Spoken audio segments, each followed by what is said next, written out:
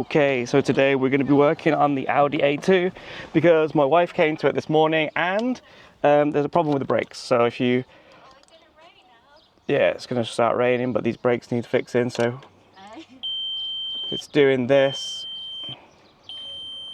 which we've got this exclamation mark flashing on off, 3 beeps, means there's a problem with the brakes.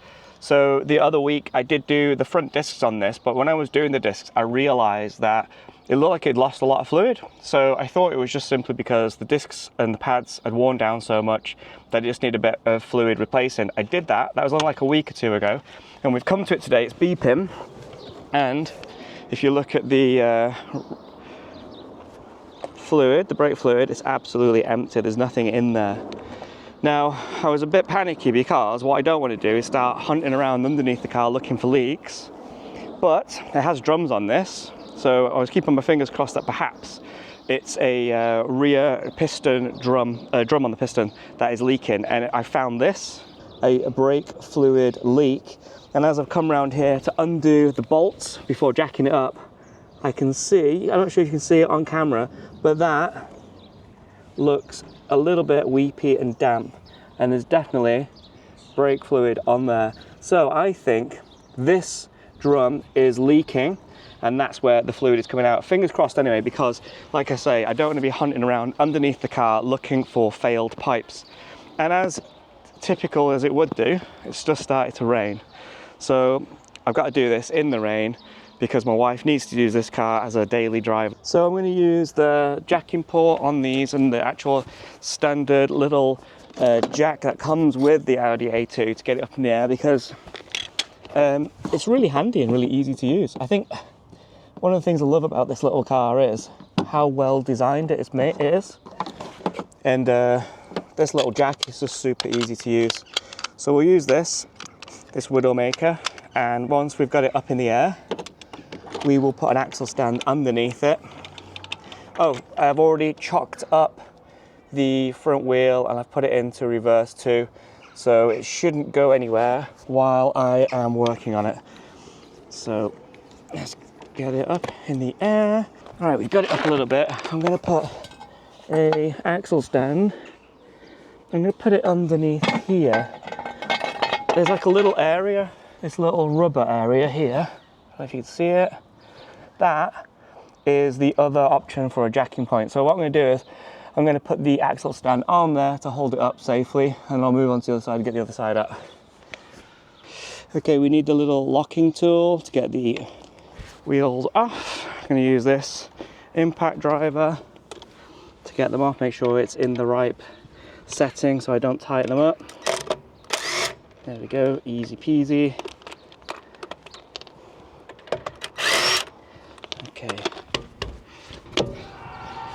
there we go. Oof. Oh, it's definitely this. Here we go. Here's our evidence. Look at this. Our evidence is here. Look, you can see it's started to strip the paint off on the inside where it's been leaking here. It's really bad. Right there too. Look at that. All that brake fluid's been dripping down here. It's actually stripped the inside of the paint or whatever coating was on there. So it's really bad. In fact, it's so bad, it looks like it's been spraying around as we've been driving too. You see? And look how damp it is. That is all brake fluid. So this is 100% the problem. But look how cool it is to work on these little Audi A2s. Because they're aluminium, you don't go underneath and find rust and corrosion everywhere. And even these steel suspension components look really good on this. Well, it looks like maybe the rear suspension is on the way it's out too. Could do with being replaced. Because I need to get these brakes done today, I've had to buy them from Euro Car Parts, so it's cost quite a bit more than normal, but if we didn't need them in such a rush, it's like 50 quid for parts, so not a bad job to be fair. Go get some. Yeah. Cool. Sorry? Oh, this one's much easier to get off. Cool.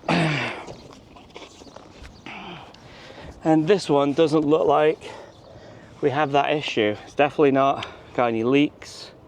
but as you can see, it's really badly corroded. I wouldn't be surprised if these are the original drums. Now, one thing that I really dislike about doing brakes are these little screws here. This one actually might have been done, because that looks kind of clean. Let's hope we can get those off, because they're a pain in the arse. And I don't think I've got any. Yeah, this one looks like it might be an original one still. All right, let's see if we can get these off. Let's get a bit. Now, normally, you don't want to be careful with oil around your brakes, but as we're replacing it, and this one's covered in oil, it doesn't really matter. Right, now we need to find a decent enough Phillips screwdriver to try and get them off without chewing them up. Oh, what? No way. That's first ever. That was well easy to get out. This is like quite new. So we've got this screw here. Oh, no way. Crazy. Absolutely crazy. That's the first time I've been able to get them off without having to drill them off. Oh yeah, this one wants to come off. There we go. Oh my goodness. Holy shit. Yeah, so there is the problem. Look at that. Look at that. So you can see it's all leaked. It's absolutely soaking wet in there. That is really bad. Look at all that brake fluid there just sitting there. So basically those pads, those shoes, sorry, they're knackered because they've been basically ruined by all this brake fluid leaking out. And just look at that. That is insane. I mean, there must have been a teeny leak, but that drive home last night must have been the final straw. Now, looking online, a lot of people suggested removing the bearings to get at everything. I think we can do it without doing that, I hope anyway, as we're replacing everything. Also, I can't get hold of 2 bearings for today, and I really, like I say, I really need to get this fixed today so my wife can use it. And thankfully, that bearing feels good. Right, look at that, all the oil in there, the fluid, sorry. That is where... So, it's good news though, because we found the leak, it's easy to find, and it's going to be relatively painless, I hope, to repair it. If it hadn't have been that, then I would have to root around underneath the car, searching for leaking hoses and connectors and things, so that's really good. Right, let's try and get this side off. All right, so we've got this side off. As you can see, no leaking. The bearing feels really good too, so no worries there. So what we'll do now is, I think we'll work on this clean side first, this dry side, and we'll get the new brake kit in there. Yeah, this isn't leaking, but we've got a new one anyway, so we may as well change it while we're at it. So let's get all that new stuff out, and before we start, we'll give it a nice pressure wash in there too, to make it all nice and clean.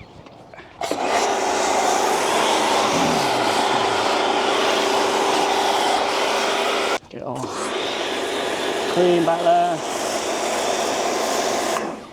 and especially this side. All that crap coming off there, it's disgusting. Let that soak in a bit.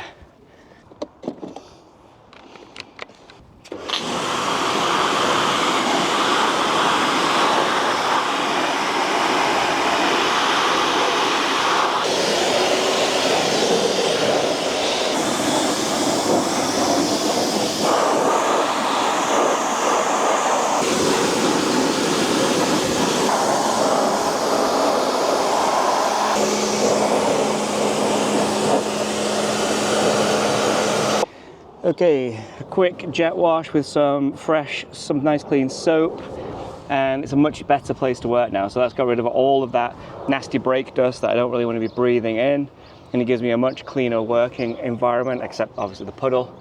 And it gave me the opportunity to clean underneath here too. But as you can see, it's pretty good. It's nice under here. don't need to worry about rust on them. All right, so I've gone for this, I think it's pronounced Pagid kit.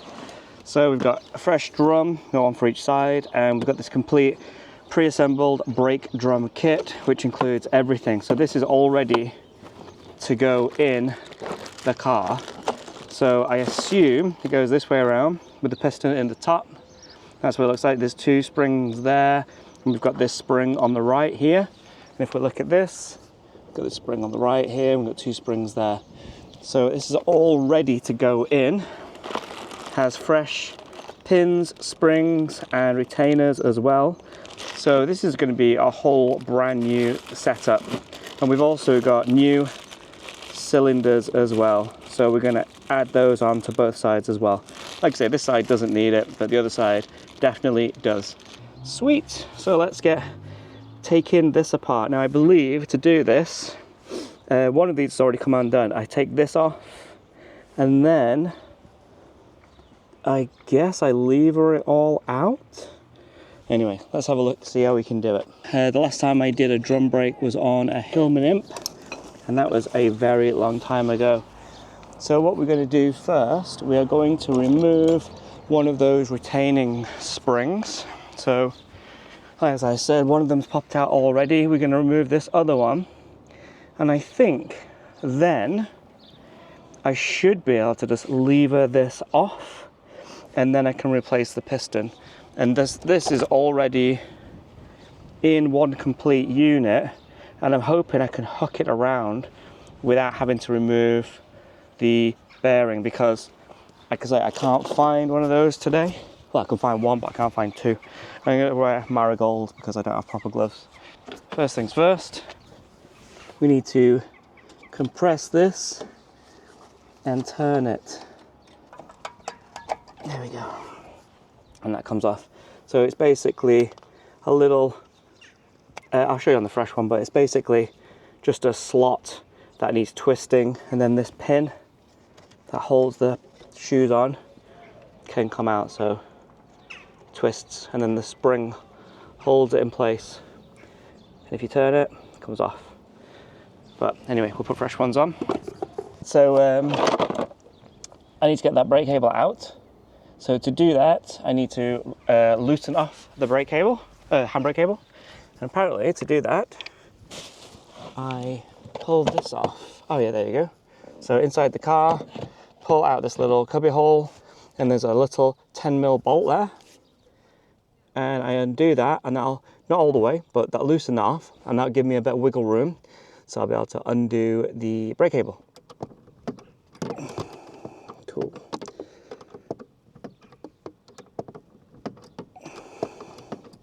Might be enough. It's quite loose already. Let's see if that's enough to do it now. So basically push that in, pull it around like that. Good. Now this should be loose to come off, and the spring has just appeared from somewhere. Oh. Handbrake cable. There we go. I don't know how I'm going to get that all on in one piece. Anyway, right, I need to take the piston off. All right, quick trip to the auto factors, because I needed to get, well, I'll show you what I've done. So basically, I've managed to strip the really oily side easily. So the side that was leaking, that is all nicely stripped now. Everything came off as you think it should. Everything was nice. All these pipes look good still. Yeah, these pipes still looking good. There's no issues with them. This was all like the fluid had eaten all the paint, so I've given that a really high pressure wash, and it's got it up nice and clean now. Bearing is good, wicked. That side is okay. The other side though, however, the side that didn't actually need any work, has turned into a bit of a pain in the ass. The cylinder was seized in, I couldn't get it out, and while I was undoing the hose, it twisted and has kinked, and I mean, that's a pain, but anyway, it's corroded here too. So it's probably worth replacing while I'm down here anyway. So I've gone out and I bought some copper, some copper brake piping, and this, which doesn't look particularly good, this flaring tool. So on top of replacing all the brakes, we're going to be replacing the longest brake pipe on the back of the car too, because it goes here, along here, into the suspension arm, and then it goes all the way to the other side over there.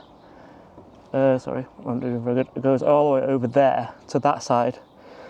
But he'll need doing anyway, and it's worth doing to make it all safe. So the first thing we need to do is fit one of these new cylinders. It just goes straight into here. I'll show you, 1 second. So it just goes in. You've got like this really nice big access hole here, which is for the end for the pipe to go in, and you can feed it in just like so, and up. And then there's one bolt on the back here which fastens it on. Easy peasy. We'll get that on. Actually, before I get that on, I'm going to put the pads on, the shoes on, sorry, because there's a really tight squeeze, and as I've mentioned a couple of times, I don't want to take this off. So this is going to be a bit fiddly because I need to get this whole complete unit on over here without really taking it apart. The real fiddly bit is getting this handbrake cable connected. So what I think I can do, I think I can get that handbrake connected now while I've got plenty of room. So what I've done is I've removed this bottom spring here, and that opens it all out, and it should easily pop over the top now, like so. Done. And now what I really need to do is, that fiddly bit is to get this brake cable onto the arm here, which I think is going to be a bit of a faff, but we'll figure it out. All right, so this is what the brake looks like now with all the new bits and bobs put on. So we've got new shoes, we've got new springs, new retaining springs, and a new piston as well, and it's looking really good. I'm going to put the new drum on it now as well, which is here. Cool, so this one is now done. We've got the new drum and shoes and springs in. We still need to do this new hose, and as you can see, like, it looks like salt from the road has gotten between the actual pipe and the plastic, and that's what's caused the issue here. It's basically corroded and prevented that from turning around when I've been undoing it, and that's twisted there and cracked it. And then obviously it's rusting down there as well, so we need to replace that really. So what we're going to do now, before we get on with that, because that's going to be a pain, we're going to get on with this side now, which is the side that was leaking originally. I'm going to put all new stuff in here too, new shoes, new everything, and then this side is all right, so I can connect the side up. That's all good. Okay, that's been a really long job because one of the hoses, the pipes was corroded. So I've had to had to make a new one out of copper, which I've just put that in. It's all together now. Now I just need to bleed it up, and hopefully we'll have brakes. So let's do that. For this next section, we're going to use what Matt Armstrong calls Mr. Push, which is an easy bleed kit. And basically what you do is you fill it up with fluid, so .4, connect it to the reservoir, and then you connect that to a tire. That pushes air through the system, and you open up the bleed nipples at the back, and the bubbles and air will come out. So let's do this. We'll put the easy bleed on, and then we'll pop around to here and release the bleed nipple. I've already done this once. Make sure there's no bubbles coming through. Once those bubbles finish, that's all good. Tighten that back up. Easy peasy. Let's do the other side. Okay, we've got the other side on now. Let's bleed this up.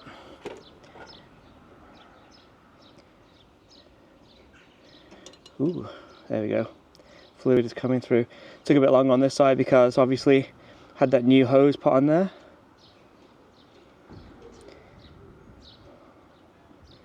Cool, doesn't look like there's any bubbles coming through. Let's check, we've still got fluid on this side. Yeah, I think we might be done. Let's give it another quick bleed to make sure, and then we'll give it a test drive. Now that was a huge job, but the brakes are now working perfectly. Now at the end of the video you saw that I was using the Easy Bleed system to bleed the brakes, but what I had to do is continue to bleed them manually, and I even ran the engine so that the brake booster, the servo, would help pressurize the system and get all of the air out. And the brakes have been working perfectly since. It's working really, really well now. If you enjoyed that video and you found it useful, please give me a thumbs up. Don't forget to subscribe, and I'll be doing more videos on the Audi A2, including a complete buyer's guide, and we'll be doing videos on the GT-A and the GT-V. Plus, I've got an idea for another project that I might be able to get in the next few months too, so keep an eye out for that. Cheers again, guys, and see you all soon. Goodbye.